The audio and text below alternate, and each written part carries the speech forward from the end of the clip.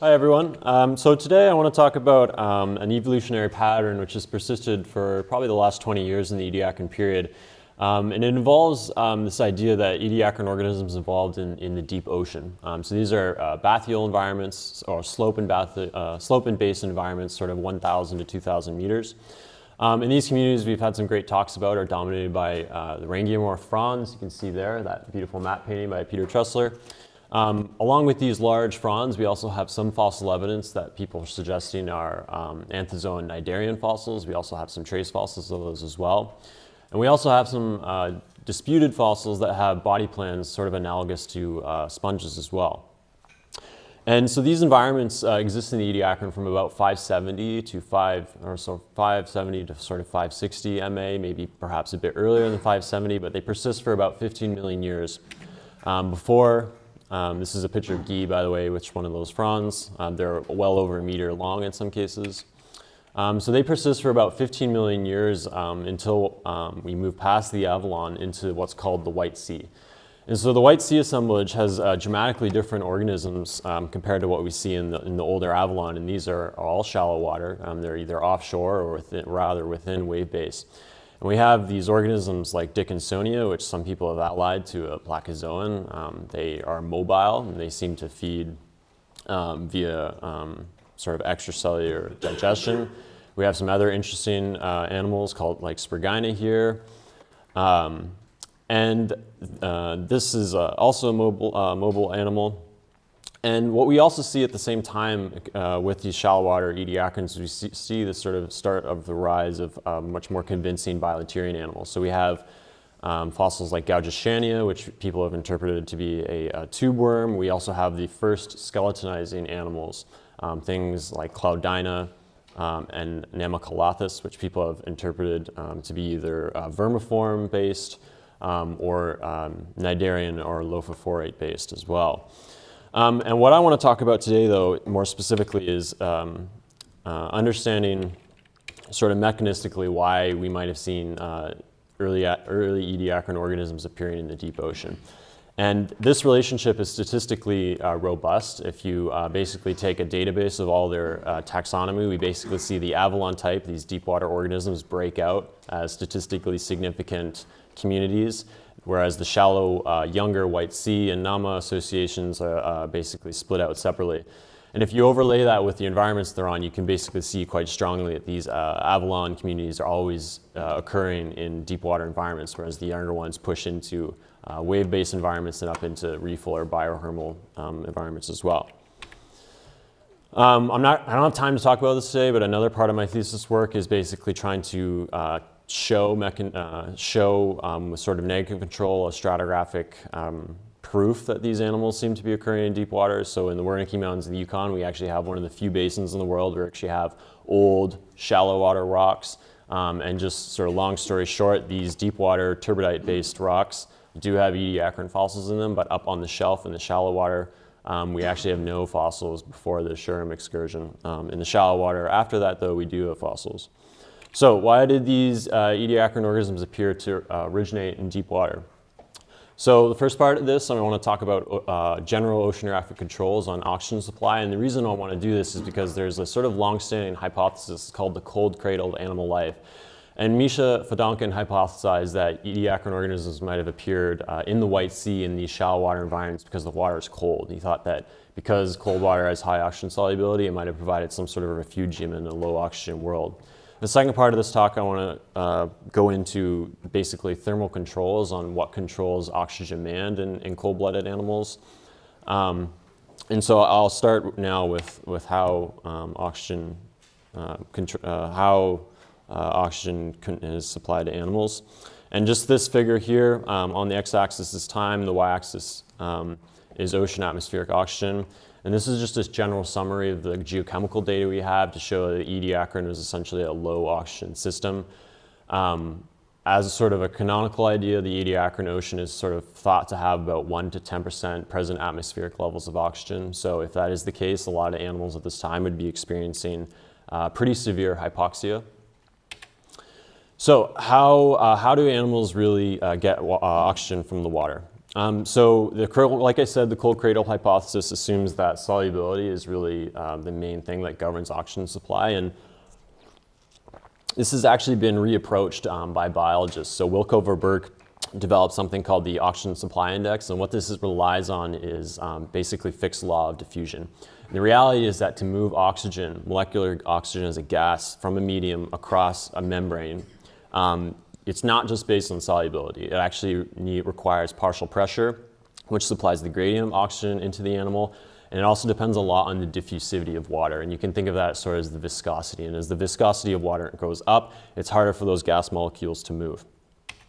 And so what I did with the help of Richard Stockey, who's here, is we basically applied the oxygen supply index for the first time to the global ocean.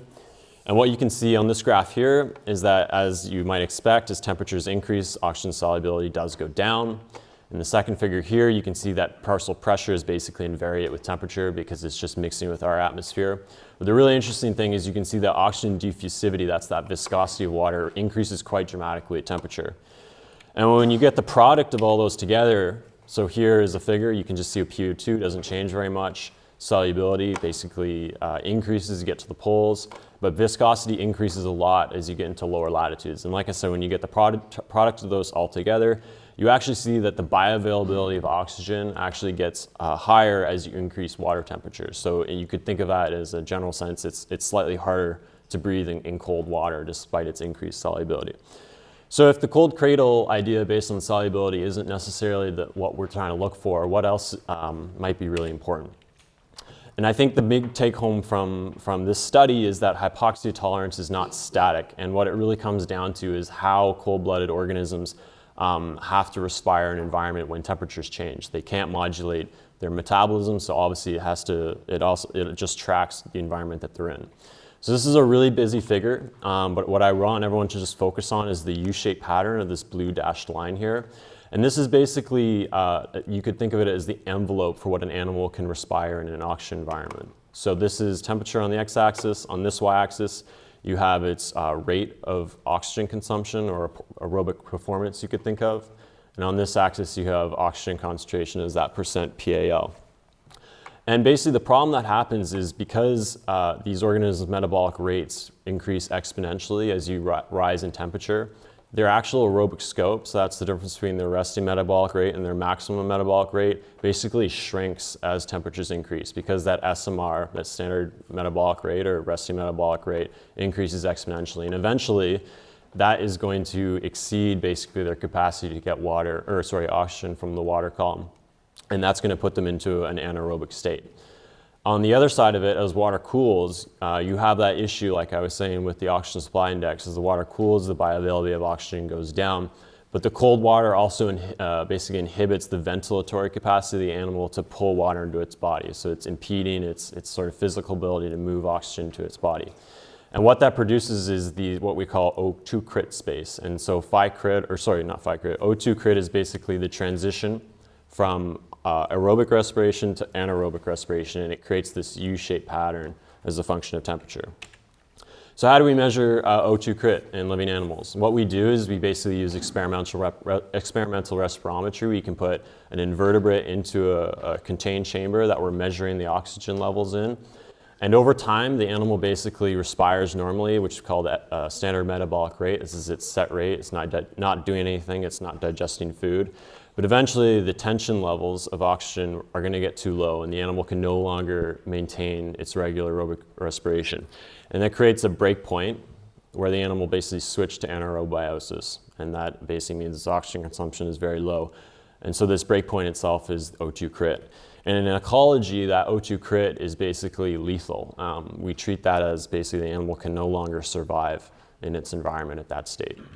So what we did is we made a whole bunch of these O2 crit measurements on this animal. This is Diadymene lineata. It's an anthozoan cnidarian.